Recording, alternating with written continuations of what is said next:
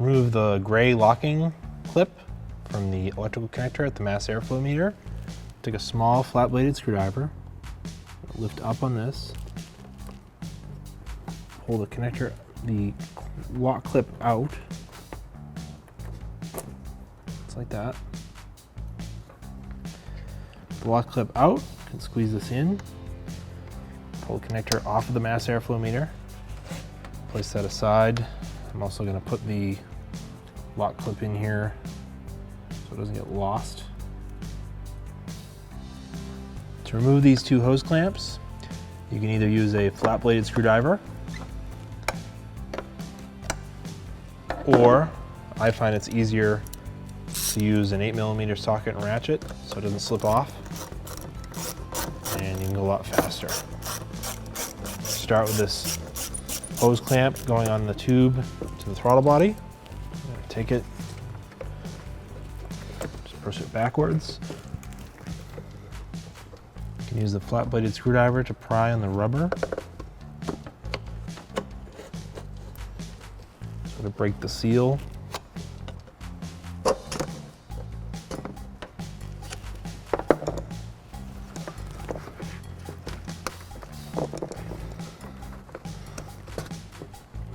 Pull that off.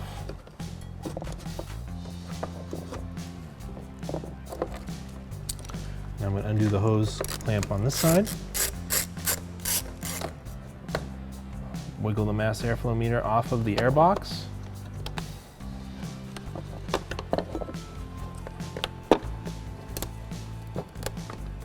This is our mass airflow meter.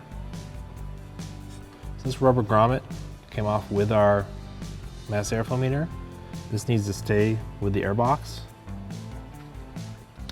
So I'm just going to peel it off, place it back on the air box, line up these tabs with that tab on the air box. Reinstall the mass airflow meter, taking note of the direction of flow. There'll be an arrow on it that needs to point to the engine.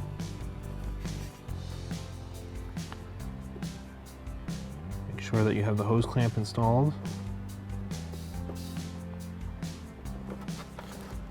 This one does have a little alignment tab for it.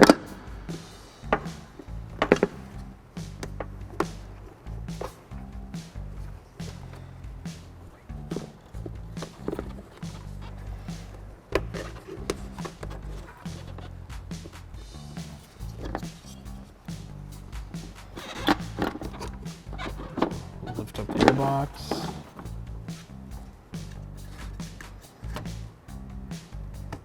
Push that in so it seats. Slide the intake hose over it.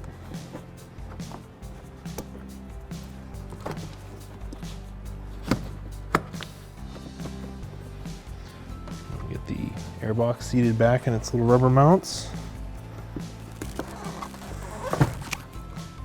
There it is. Take my 8mm socket, ratchet, tighten this back down. Once it gets tight, I will stop. And do the same thing for this one. Plug our electrical connector back in.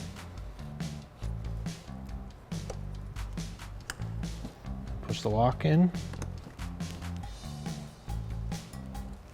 Mass airflow meter is replaced. Thanks for watching. Visit us at oneauto.com for quality auto parts, fast and free shipping, and the best customer service in the industry.